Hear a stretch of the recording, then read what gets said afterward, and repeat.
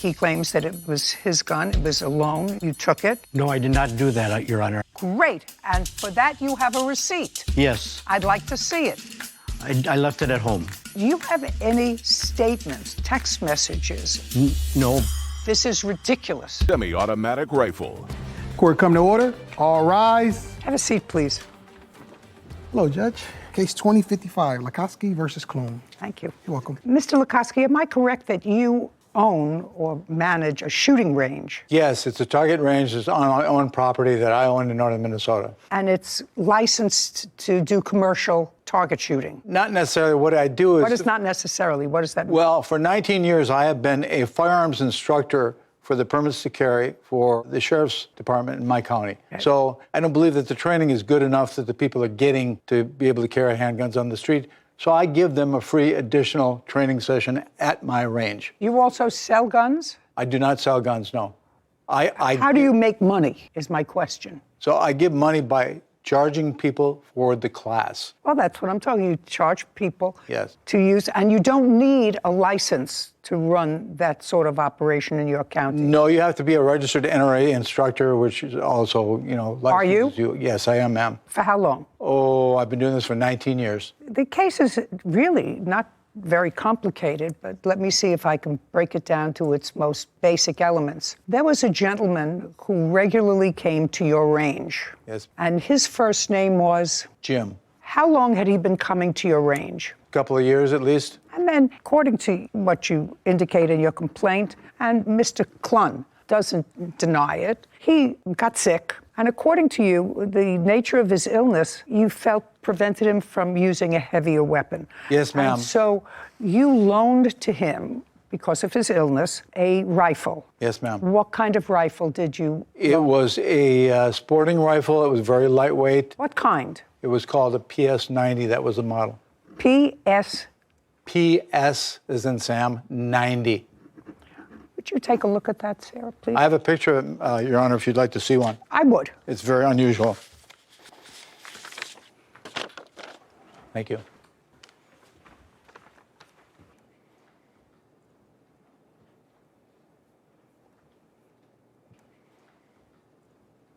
Okay. I see it. Thank you. And on approximately what month and year did you loan Jim this gun? Well... Well is not an answer, so let's think carefully, because we know we're coming probably to a month approximately before he died, which Well, was I don't know when September. that was. September 8th, I believe, he passed away in 2021. How did you find out that he passed away? I believe Mary here, who's here because of the fact that she caregave for him while he was going through cancer treatments. She was his reason for staying alive. And she also did witness some things that happened in this case. Okay, I'll get to you in a second. So he passed away on November 8th. He died on September 9th. 9th. Yeah. Okay. And okay. Prior to his passing away, Jim and Mr. Clun had some business deal. And Mr. Clun believed that Jim owed him money. So far, right? Correct. And after Jim died, Mr. Clun went to Jim's home and took several things from the home to satisfy that debt. No, I did not do that, Your Honor. I never came back to the house. I never took anything. Everything I received prior to his death. Okay. Tell me when you received the gun that belonged to Mr. Lukoski. Looks like 5/20/21. Can I see what you have that indicates that you received the gun in May? Because you gave it to him about a month before he died? Approximately a month. Well, Could have been a little longer. it had to be longer. Okay. I picked it up the 5th month. In May? Yes. Okay, and you couldn't have given it to him in August. Yeah, you're right. It had to be before then. Okay. And tell me the circumstances, because that's what this case is about.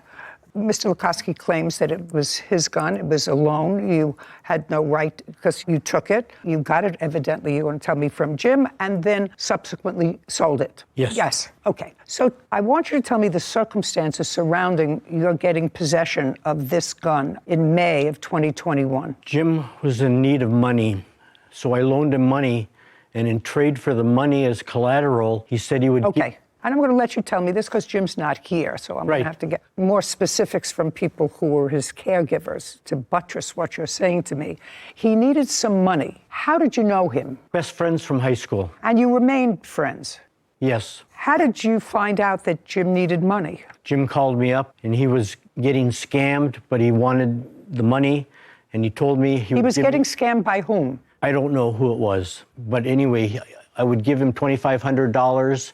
He would go to the post office and mail it somewhere. But every time he did that, I would receive collateral of motorcycles or guns. Just a second. I want you to run this by me. Jim called you and said, I'm being scammed? No. I think he's being scammed. I don't care what you think. Okay. What you think is unimportant to me. I want you to tell me the circumstances surrounding the money that you gave to him. He called you and said... He needed to borrow money. I borrowed him the money. No. I need to borrow money. Had you ever loaned him money before? Yes. Often? No. In the last year of his life, I did probably a half a dozen times. Just in the last year. So when he called you and said, I need to borrow some money, the reaction, even from a best friend, would be, of course, if you need money, tell me why. Right? That's a natural question. And so that's what you asked him. Tell me why. And I asked him that question, and he said he was going to be receiving $1 million or $2 million in the... Ask him how. I asked him how, and he said he had it all planned with this guy he was sending the money to. That's all he told you about it? Or did he go into specifics? He did. It had to sound interesting to you, Mr. Clun, because if my best friend called me and said, I need to borrow some money, and I said, tell me why. And she said, because I'm going to come into $1 million shortly, but I need to borrow money to get it to this guy before I get the $1 million. I would say, explain that to me. And I did. And he said... He said that he would be receiving money in the next month or 2 months. Mr. Clun, then you would say, how does that, and can I get in on it? You know, if I'm sending you $2,500, which is what you said you gave him, I would say, oh, gee, $2,500, that's a reasonable investment, and I'm going to get a return on my money of $1 million shortly. I would say, is there any piece of that for me? I didn't question him. He just wanted the money, and he said in return for the money, he would give me the motorcycles and guns as collateral. Okay. May I please see the written agreement that you had? Verbal. So other than you and Jim, nobody knew about this agreement? Not that I'm aware of. Now, when was the first time you gave him money? Looks like May. May? Of 2021. 21. Okay.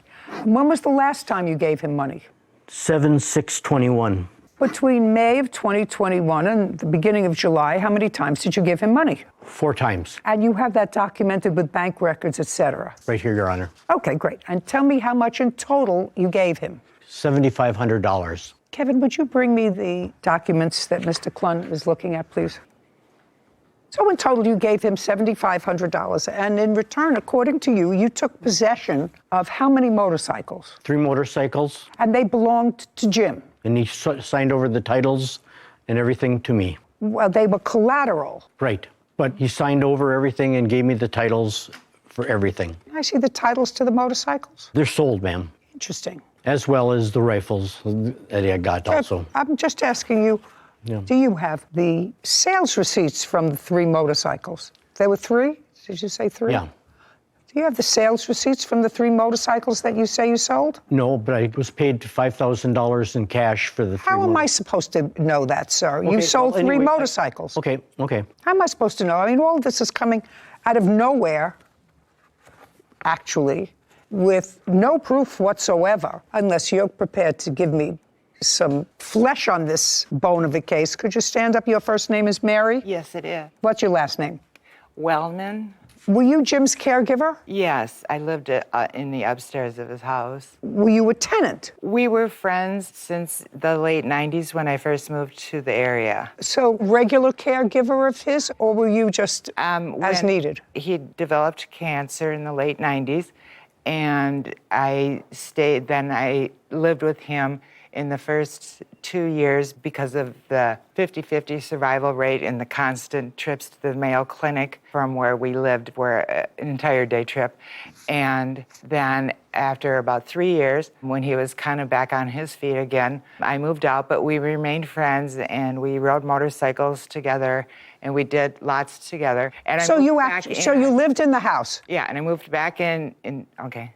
Okay. Were you living in the house when he bought these 3 motorcycles? 2 of them I was. A dual sport that he had changed or upgraded to ride a little bit more rough terrain, possibly into Canada. Okay, just to... Okay, yeah. That's why I much, that recalled much that one. flesh on the bones I don't need. Okay, I'm sorry. Did he buy them new or used? He had bought them used. In approximately what year? Well, would have been during the cancer, and so it approximately 2000 to Okay. 2003. Do you know anything else about his dealings with Mr. I Klun? do know the motorcycles were in the garage when Jim died. No, they weren't. Don't. Okay. Don't speak. How do you know that? Well, I had on and off go out there for things, but then Jim's nephew had come and removed one of the bikes right after Jim had passed away. So the nephew came and removed one. Mm-hmm. But this was after he passed. Yes. What's the nephew's first name? Anthony. Do you know Anthony, Mr. Klun? Yes, I do. Okay. Did you get the motorcycle from Anthony? Nope, I got the motorcycles from Jim, the motorcycles that were left after Jim Just a passed second. away. Okay. Now you can sit down. Okay.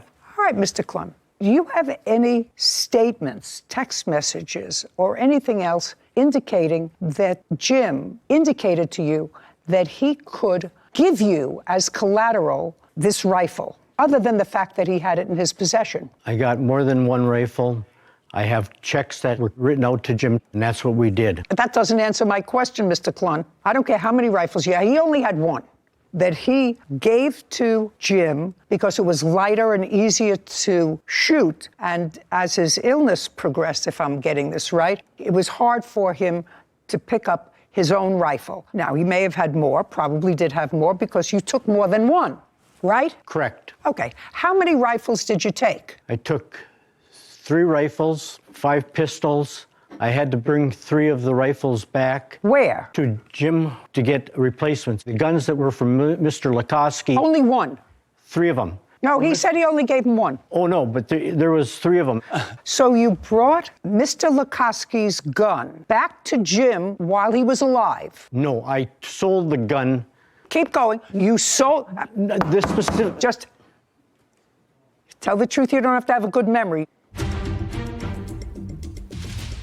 If, heaven forbid, something happened to me and my dentist thought that I owed him $25,000, he couldn't come into my house and say, gee, this Ming vase is just going to cover my... Didn't take it back to him to get a replacement. No, to Jim. You misunderstood. The gun that Mr. Lukoski had, I kept that one. The one that belongs to Mr. Lukoski, you sold it. Correct, because he... So, just a second. Sold it to whom? The gun dealer in Virginia, Minnesota. Great. And for that, you have a receipt. Yes. I'd like to see it. I left it at home. Oh, Your Honor, I have Mr. Klun. Oh, Mr. he has Klun, it right there. let Mr. Klun, he doesn't have to prove anything to me. I believe that you resorted to self-help to claim a debt. If it's true, and you did in fact give him money, I actually don't believe that a guy like you would give him all this money without trying to find out what the scam was, or at least tell him, Jim, it sounds to me like you're being scammed. Somebody in Transylvania sent you an email that said a long-distant relative of yours died and left you $1 million. I need $2,500 in order to clear the paperwork to send you $1 million. And I will keep a little piece for myself for finding you. You know how many of those everybody gets? I don't know why people still believe that, but you evidently believed that story 4 times. And not once did you say your friend who was dying of cancer, Jim, this is ridiculous. What you're doing is just throwing good money after bad.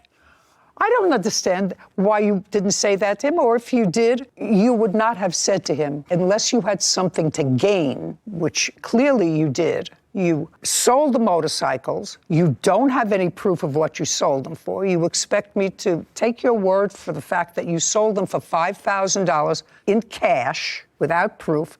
He owed you, if I were to believe you and these checks, $7,500. You sold the motorcycles, you sold guns, but unfortunately, one of the things that you sold belonged to the plaintiff. And when somebody dies, there is an estate. There's a judge who decides what property there is. You know, if heaven forbid something happened to me and my dentist thought that I owed him $25,000, he couldn't come into my house and say, gee, I like this Ming vase. This Ming vase is just going to cover my dental bill. You can't do that. And that's what you did. You sold property. You may have had a claim against his estate if he, in fact, owed you money, and if the estate went to probate. I don't know. Did he own a house? Yes. Yes. Did he have children? No, he left the house to me. Okay. So he had an estate. Clearly, there's money in the estate because he left a house that has some value to someone else. So you cannot, Mr. Klun, resort to self-help. And Mr. Lukoski is going to show me the value of the gun that his... Yes. May I expound just a bit on this gun? I don't care about The manufacturer. I don't care about the gun. I don't care if it's a crown in my mouth. What's the value of the gun? The value of the gun at the time that this man took possession of it. Just give me an answer. It was $3,000. It's gained in value. Okay, well, who cares if it's gained in value, sir? I'd like you to show me where the gun is valued at $3,000. Did you look it up? I did. I have it. It's listed from the same photo. I found the website listed for $2,500. Okay. My law clerk found an ad online. Now you're going to show me what you want to show me, that the value is $3,000. Let me see it, please. May I say something else about this gun? Not until I look at this. I don't know what this is. Immediate checkout credit card. What is this? Look at the very top, please. I see what this is. I want to see what you paid for. This is something that's on sale, starting bid. It's just a typical price of what they sell for on Gunbroker. Okay. $2,500? Yes. Okay. Judgment for the plaintiff in the amount of $2,500. We're finished. Thank you. This court is adjourned. I'm pleased at the outcome because the information needed to be exposed that there was something terribly wrong. Somebody waits for 10 months and finds out his gun is missing. To many different people, and no one had the same answer from him at any time. Something's wrong. I don't think he had a choice. There was the only way he was going to win his case because everything's based on mistruths. I could not get my mind around the defendant. To have a friend since high school that you're best friends with, you remained good friends with. If one of my best friends came to me and told me, hi, I just need to borrow $2,500, I'm going to be a millionaire 2 months from now, I'd say, are you crazy? There's so many of these scams going around. I know I've seen your phone sometimes gets tripped up with the scammers and in the middle of the night ringing off the hook. It's unfortunate that people fall for these scams and really send their hard-earned money, sometimes that they don't have, to these scam artists, and they're never going to see it again. And I think that people have to be really vigilant. I know there's been warnings and things like that I've seen more publicized recently about scams and just how detailed and intricate they can seem, but it's really just... I get them all the time, as you said. Yeah. I have to go like this and then delete them. Delete. Anton, please answer immediately. Your $3,000 refund is sitting here waiting for you.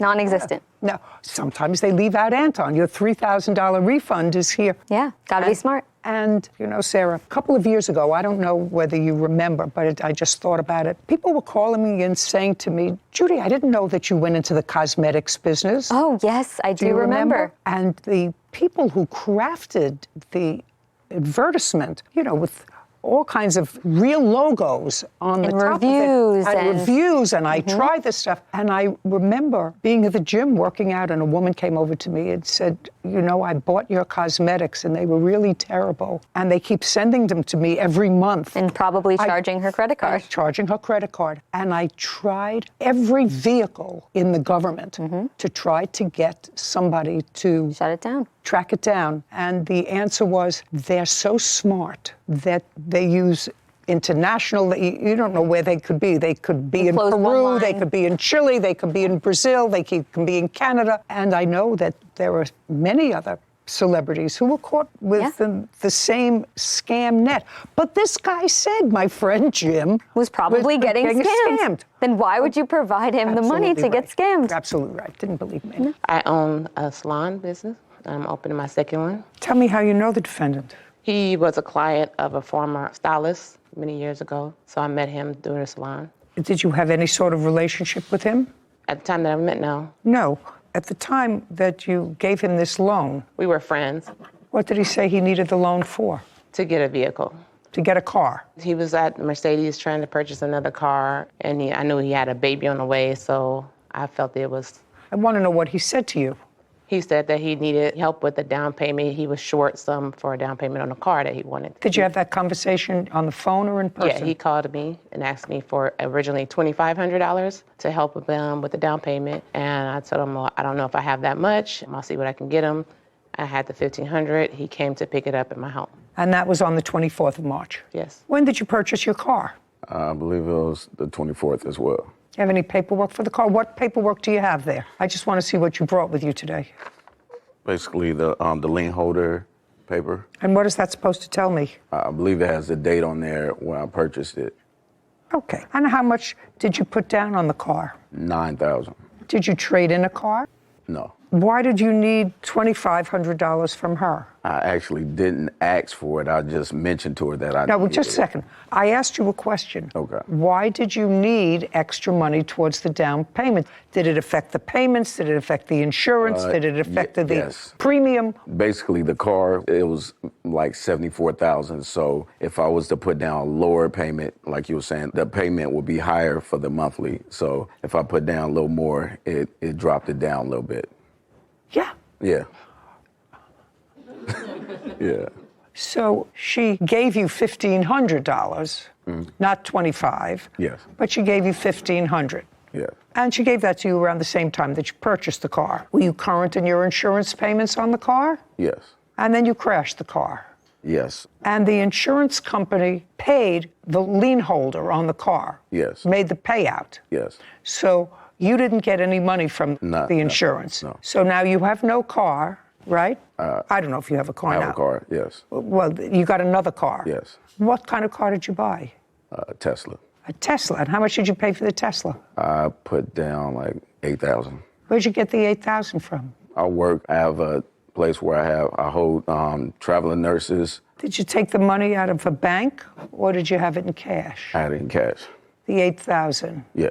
How much money do you make from this business that you have? It varies depending on how many nurses I have staying there. So you own the property, or do you manage the property? I manage the property. So it's basically housing nurses or people that travel for business. And how long have you had that business? I've been doing that for maybe a couple years now. That's how you support yourself? That, and I do training as well, fitness training. Okay, so now you paid back $300 of the $15, right?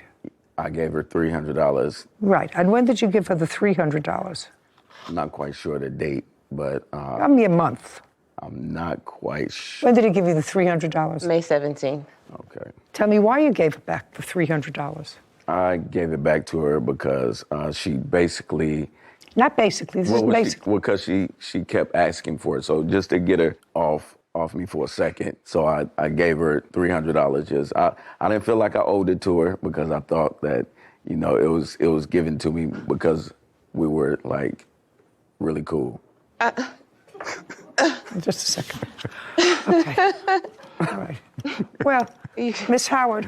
You Miss can't Howard. be serious. Miss Howard. Yes, ma'am. How long have you been operating your two salons? I'm opening a new one now, and the first one was opened in 2012. Do you live with anyone? My children, How many kids do you have? I have 3. How old are they? I have a 17, 18, and 21-year-old. Big kids. Yeah, college and high school, yes. Who supports them? I do.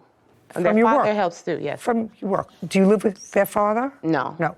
But he also helps. with Yes, them. he does. And you sound like a really intelligent, put-together woman who's had her own business, who's got 3 kids, college kids, Yes. moving forward. Yes. Why?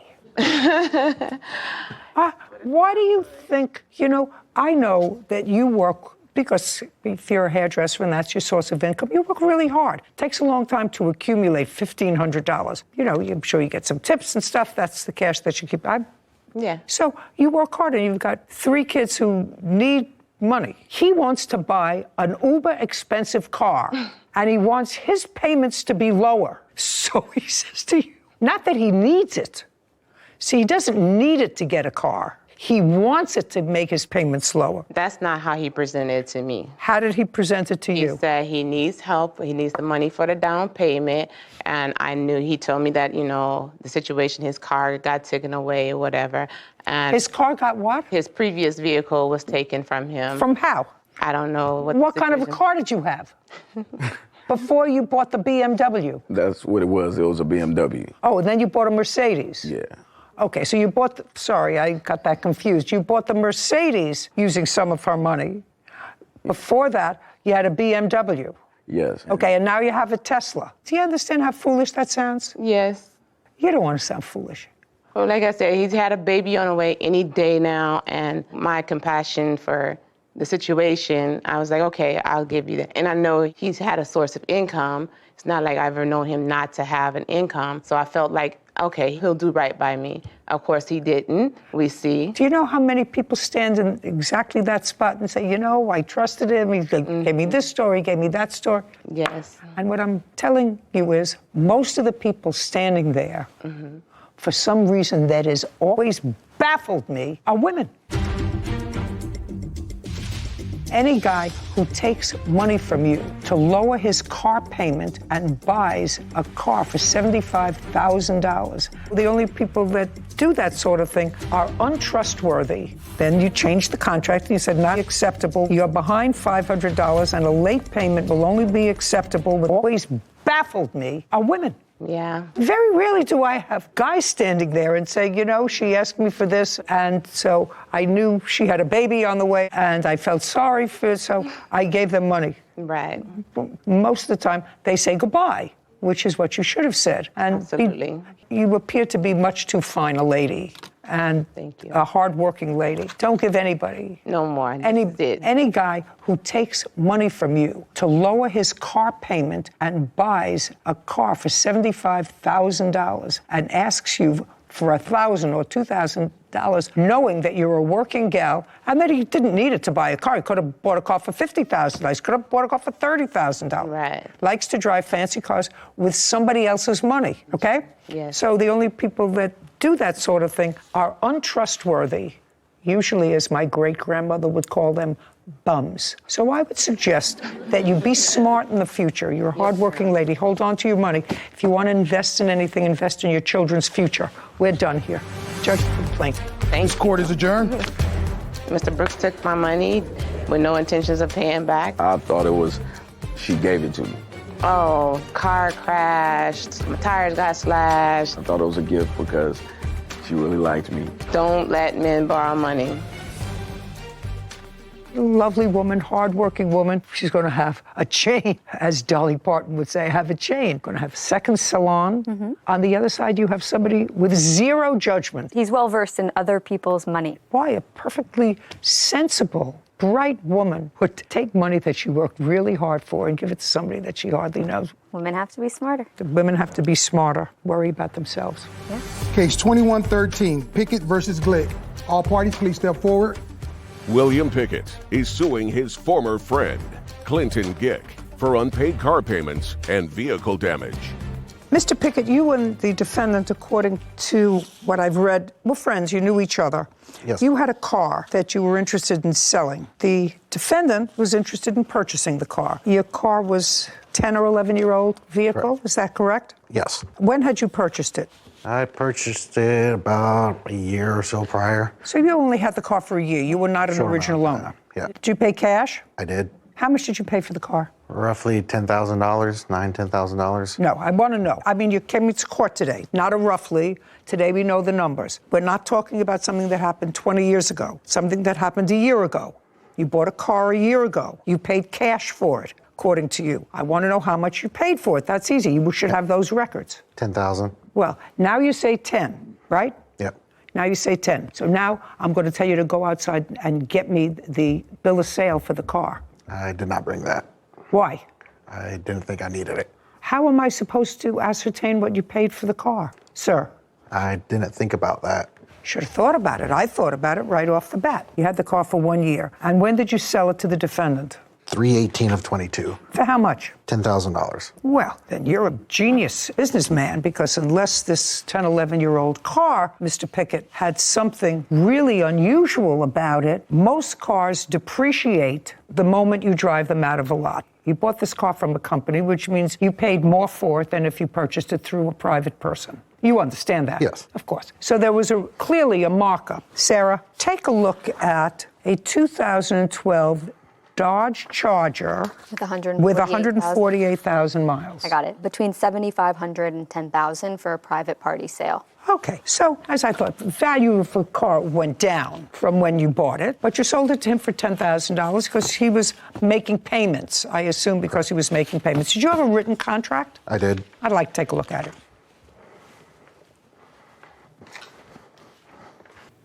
Mr. Glick, how did you know each other, sir? We worked together. We'd known each other for about a year, I think, at the time the car was sold. Okay, so the first thing was he traded in something of value, which was he gave you a car. Correct. What kind of car did he give you? A Honda minivan. Did you have the title to that?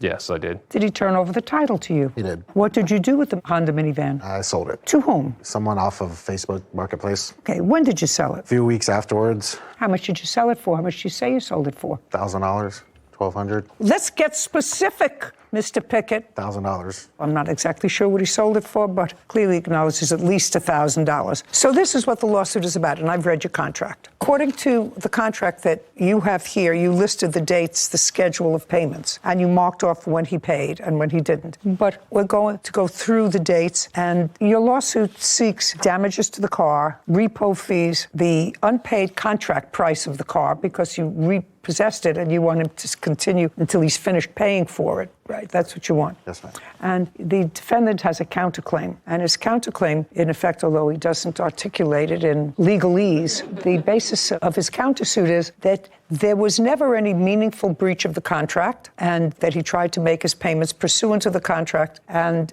that you repossessed the car without just cause, and he's counterclaiming for the money that he put into the car as equity. That's what your counterclaim is. That's correct? Okay. So far, you put in $4,000. According to this, he paid you March of 2022, April. As a matter of fact, he made 2 payments. Correct. Payment schedules for every 2 weeks. 6/17, he made a partial payment, but made that up on 7/1, so he was up to date. Then you say on the 15th of July, he missed a payment. Did you miss a payment the 15th of July? Yes, I did, Your Honor. Tell me why. At that point, the plaintiff had already threatened to repossess the car several times before I'd ever missed a payment on the car. Because you made a partial payment once in June. Yeah, and also... But then made it up again within 2 weeks. Yes, exactly. Okay, so you had already said to him, you missed payments, I'm going to repossess the car. I informed, I didn't threaten to repossess it. No. Yeah, yes. Yeah. Yes. Okay, so you missed a payment on July 15th. Yes, and I informed him when I missed the payment that the reason for missing it, he had just filed for bankruptcy, and with his bankruptcy and the threats to repossess the car, I had decided that I wanted to miss, as it states in the contract, that I could miss 2 consecutive payments before repossession. I wanted to talk to a lawyer and make sure that I wasn't going to be putting even more money into a car that you weren't going to have equity in. Exactly. Okay, so that's why you missed July 15th. Yes, that's Okay, correct. and it's the 29th of July also missed. Yes. So I attempted to give Mr. Pickett a $500 payment on the 29th. He refused to accept that payment, and I have that in text. I'd like to see it. Text messages. I'd like to see it. Do you acknowledge that he attempted to give you a payment on the 29th? Yeah, he attempted to make a partial payment. He attempted to give you $500. Correct. And tell me why you didn't accept the $500. He missed the payment on the 15th. I informed him on the 16th that I would not accept a late payment unless it's in conjunction with the current payment. You can't change the contract, sir. You can't change a written contract. there was a loan on this car. Yeah, there's a title loan on it. Oh, you didn't tell me that. That adds a different wrinkle to this whole thing, because he told me you paid cash for the car, so I assume there was not a problem. If you're changing the terms, he has to agree to the terms in writing in the same force and manner of the original contract, which is this in writing signed by both parties. You have a contract here. The contract says he can't miss 2 consecutive payments. He wasn't missing 2 consecutive payments. He missed July 15th, and he tried to give you one on the 29th of July. If you refuse to accept it, he hasn't missed 2 payments. You refuse to accept the second one. Got it? Got it.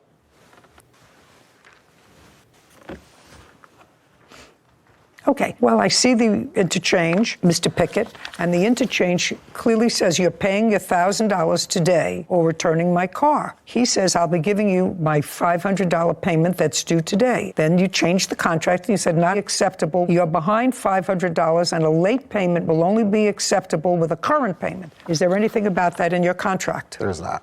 Okay, so if it's not in your contract, it doesn't exist, and you had so far no reason to repossess the car. Did he try to make a payment to you in August? I think one other time between the time I repossessed it. Okay, well, you had no reason to repossess it so far unless he missed 2 consecutive payments or unless he failed to keep insurance. Did he fail to keep insurance? I have never been given proof of insurance. This doesn't require that you are I given don't know proof if of it's insurance. or not. This doesn't say you require proof. Did you have insurance on the car? Yes, I did, Your Honor. Through whom? Erie Insurance Agency. Okay, and you have no information to the contrary? I don't.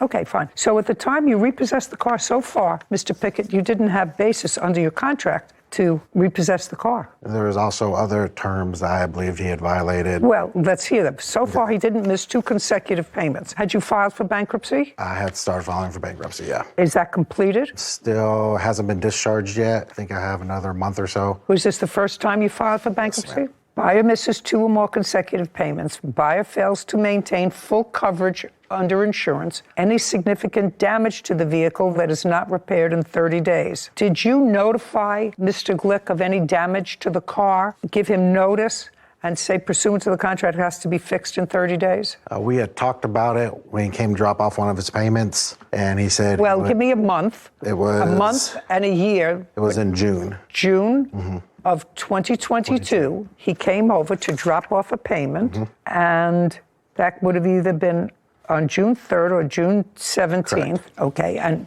tell me about the conversation. I said, hey, there's a dent in the front now. And he said he'll get taken care of. At that point, I didn't really inspect the car. Because well, I don't care what you didn't do. Yeah. I want to know what you did. Yeah, I told him, it needs to be fixed. And he said he'll get taken care of. Okay, and? When I repossessed it, it was still there, as well as more damage. Okay. Did he talk to you about the dent in the front? I don't recall that conversation ever happening. There was text messages sent to me about damage to the car. The car had dents and dings all over it when I got the car. I mean, the front bumper even had significant damage to it. You repossessed the car at the end of August. Where is the car now?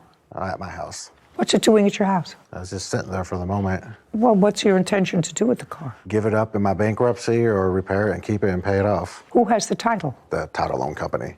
So there was a loan on this car? Yeah, there's a title loan on it. Oh, you didn't tell me that. That adds a different wrinkle to this whole thing, because you told me you paid cash for the car, so I assume there was not a problem. When did you take out a title loan on the car? I took out the title loan. Month and year? One of them was in December of 21. Did you know that there was a title loan taken out on this car? I knew that there was one. I didn't know that there were multiple. I don't know. But yeah, I did know there was a title loan. Did you know in what amount? No, I was never. Well, that's pretty dumb of you. Yeah, I agree. Well, because if you're buying something free and clear that he owes nothing on, that's one thing. How much was the title loan? Roughly $6,000 is what was owed on it still at that point when he bought it. How much did you pay off? A few thousand by that point. It's super high interest. Okie dokie. Mr. Pickett, your claim against the defendant is dismissed. I'm now entertaining his counterclaim. Do you understand? Yes, ma'am. You get stuck with this car. Now, problem is, you drove this car. Yes. Was it your primary source of driving the car? Yes, it was. Okay. For 1, 2, 3, 4, 5, 6, 7, 8, 9, 10 months, right? Yes. Okay, so, Mr. Glick, this was your primary vehicle. How much do you think it would cost you to rent a car per month? Per month. Give me a figure. To rent a car Yeah. per month, I would say $900 a month, probably something like that, $900,000 a month, maybe. Okay. Based upon what you told me, it's not so egregious because you had the use of the car for 10 months. I actually don't think that an 11-year-old car would cost that much to rent, $900 a month, considering that you also paid for your own insurance. Correct. And if Correct. you rented a car, that the insurance would, of necessity, come with a car. Sarah, could you look up for me best deals on leasing a Dodge Charger? I don't know what that is. Is that a truck? It's a car. Is there a site where you could look that up? I'll see what I could find. But the intention was that money was going to go towards, something that I would own. Well, I understand that, right. but you had full use of his property for 10 months. Sure. You don't think it's fair for you not to pay for some of that use? I would think the depreciation in the car for the mileage that I put on it would be more than fair. Absolutely. Everything depends on how much you put down versus how much you pay monthly, so there's a wide range. Give me the range. He didn't put anything. $786 a month, $843 a month, but these are for brand new Dodge Chargers, not for 2012. Oh. So. Okay. And according to you, the current low price on this car is $7,500. The price. For a private party. For a private party, low price, $7,500. Yes. So you're going to resell this car. And the car is currently in working order. And the low price on that car is $7,500, right? Yes. And he's already paid you $5,000. Yes. In order to break even, if you sold that car, all you need is $2,500. Correct. So I think that it's more than fair to give you credit for the $2,500 from what you paid. Okay. You paid $5,000. Half of that seems to be a more than reasonable figure to have full use of his property, and he repossessed the car. I don't think he had any basis to repossess the car, which is why he dismissed his case. And you certainly don't want to get involved with bankruptcies and payments, so you don't want this car back, because getting this car back will be more trouble for you than anything else. Exactly. I absolutely understand that, because then you're dealing with his creditors and whatever. I'm not trusting that whole situation. In any event, I don't think that you paying $2,500 towards the rental of the car over a 10-month period is unreasonable, and then he's whole. Then if he wants to spend money to have the car spruced up before he sells it, well, maybe he can get $8,500 for it, and then he's whole. So now everybody's happy. Judgment on the counterclaim for $2,500. We're finished. Thank you very much. Thank you, Your Honor. This court is adjourned. I'm very happy. Need a car? I had a car. I don't think it was an honest transaction on his part. I'll keep buying and selling. So yeah, I think he was just trying to get a quick payday.